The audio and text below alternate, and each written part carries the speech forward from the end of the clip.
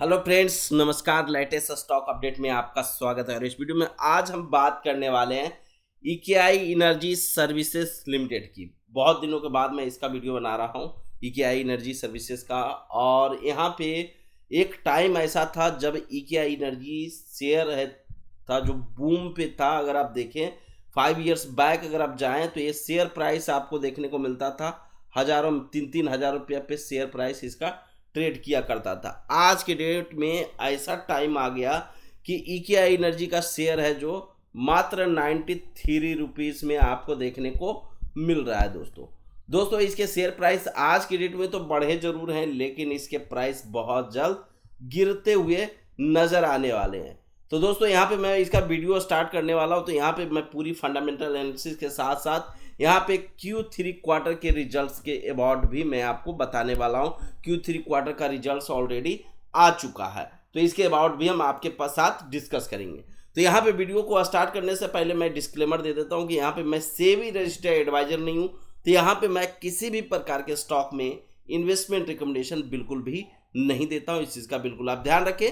लेकिन दोस्तों यहाँ पे वीडियो को देख रहे हैं तो वीडियो को लाइक जरूर कर दें। आप हमारे वीडियो को पहली बार देख रहे हैं तो चैनल को सब्सक्राइब करके जरूर चलिएगा।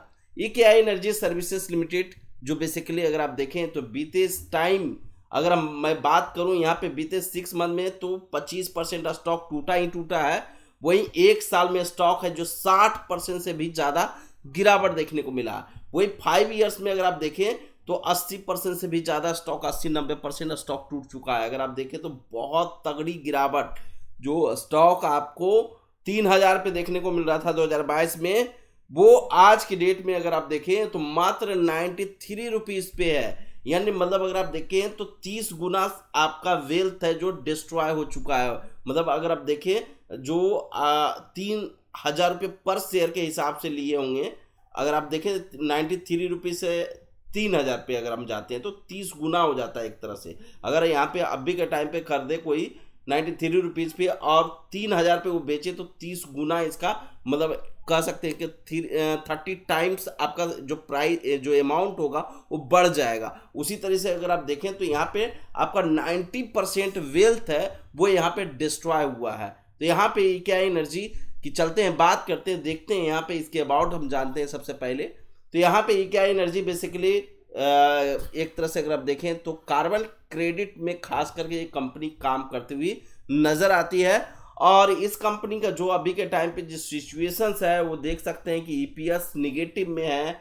रिजर्व से यहाँ पे 357 करोड़ जरूर देखने को मिल रहा है। प्रमोटर 66% की होल्डिंग रखे हुए हैं।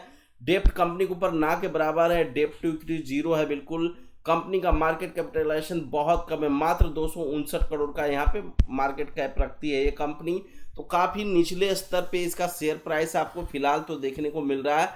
यहाँ पे इसके साथ साथ अगर आप देखें तो यहाँ पे जो इन्वेस्टर हैं इस कंपनी के अंदर, यहाँ पे आपको पहले एफआईएस हैं जो बड़ी हिस्सेदारी रखा करते थे, 4-5% यहाँ पे हिस्सेदारी एफआईएस एंड डीआईएस की देखने को मिलते थे।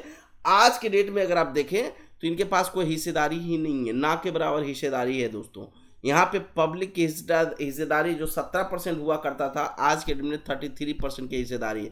प्लस जो प्रमोटर के पास 73-74% का हिस्सेदारी था, आज उनके पास भी 65.98% की हिस्सेदारी मात्र बचा है। यानी मतलब अगर आप देखें तो ये भी अपना हिस्सेदारी कम करते हुए नजर आ रहे हैं ईकेआई एनर्जी के अंदर।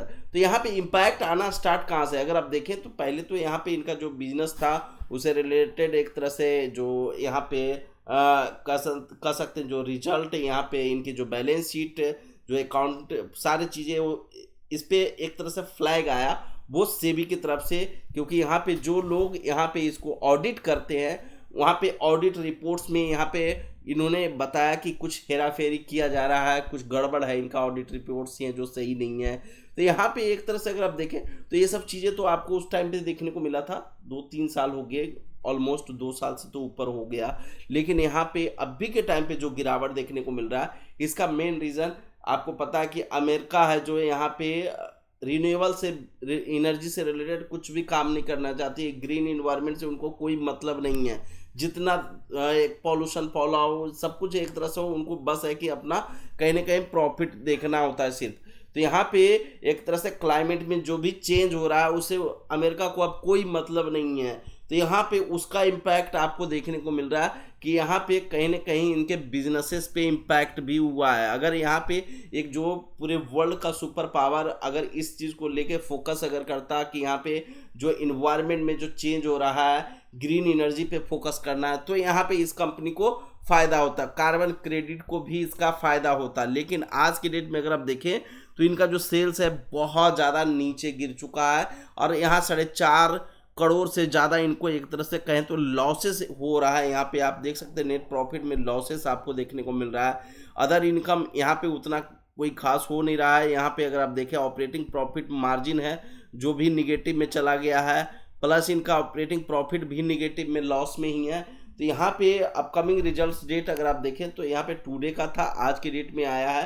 तो आज का जो डेट में रिजल्ट रहा है जो पिछले साल के दिसंबर से बहुत ख़राब, अगर आप देखें दिसंबर 2025 और दिसंबर 2024 पे अगर नज़र डालें तो 1.54 करोड़ का नेट प्रॉफिट हुआ था, जो यहाँ पे देख सकते हैं 4.63 करोड़ का इस बार लॉस हुआ है। वहीं 7.53% का ऑपरेटिंग प्रॉफिट मार्जिन था, वो यहाँ पे 22.42% यहाँ पे निगेटिव में है ऑपरेटिंग प्रॉफिट मार्जिन। यहाँ पे ऑपरेटिंग प्रॉफिट यहाँ पे 5 करोड़ से ऊपर हुआ था, यहाँ पे 3 करोड़ 76 लाख का लॉस है। तो आप देख सकते हैं 67 करोड़ का यहाँ पे सेल्स हुआ था दिसंबर 2024 में, इस बार 16.77 करोड़ का मात्र सेल हुआ है। तो इनके सेल्स भी बहुत ज़्यादा पिटे हैं दोस्तों। कई सारी ऐसी कंपनियां होती हैं जिनके सेल्स तो बढ़ते रहते हैं, उनकी मार्जिन खराब होती है जिसकी वजह से उनका प्रॉफिट डाउन होता है। इनका दोनों चीज़ खराब है, यहाँ पे एक तो मार्जिन भी नहीं मिल रही प्लस इनके सेल्स भी गिर रहे हैं। तो एक तरह से काफ़ी ख़राब सिचुएशन से गुजर रही है कंपनी कह सकते हैं। यहाँ पे प्रॉफिट एंड लॉस अगर आप देखें तो हाईएस्ट यहाँ पे आपको लॉस है जो देखने को मिला था मार्च 2024 में। तो मार्च 2024 में लॉस देखने को मिला था, फिर -1 करोड़ का लॉस यहाँ पे देखने को मिला, फिर -15 करोड़ का। और देखिए मार्च 2022 में 383 करोड़ का कंपनी का नेट प्रॉफिट था, 2023 में 120 करोड़ का नेट प्रॉफिट था, और आज के डेट में देखें तो लॉस ही आपको देखने को मिल रहा है। तो ये सिचुएशंस अभी इतना जल्दी सही होने वाला बिल्कुल भी नहीं है। ये चीज़ तुम मान लो हमें 2-3 साल तो लगेंगे इस कंपनी को एक तरह से रिकवरी करने में, सही चीज़ें सेटअप करने में, आगे ग्रो करने में थोड़ा सा टाइम जरूर लगेगा। तो यहाँ पे थोड़ा सा जरूर आप पैसेंस बना के रखना पड़ेगा, तभी आपको यहाँ पे बेनिफिट देखने को मिल सकता है। लेकिन दोस्तों मैं आपसे रिक्वेस्ट करूँगा यहाँ वीडियो को भी लाइक ज़रूर करते चलें, और आप नए तो चैनल को सब्सक्राइब जरूर करिएगा। ये पॉइंट मैं आपको ये भी बता दूं कि यहाँ पे मैं जो भी इन्फॉर्मेशन दिया हूँ तो यहाँ पे मैं किसी भी प्रकार का रिकमेंडेशन नहीं कर रहा हूँ, इस चीज़ का बिल्कुल आप ध्यान दें। यहाँ पे मैं सेबी रजिस्टर्ड एडवाइजर नहीं हूँ, तो यहाँ पे मैं किसी भी स्टॉक में इन्वेस्टमेंट रिकमेंडेशन नहीं देता हूँ दोस्तों, इस चीज़ का बिल्कुल आप ध्यान रखें। और फिर से मिलते हैं नेक्स्ट वीडियो में लेटेस्ट न्यूज़ के साथ।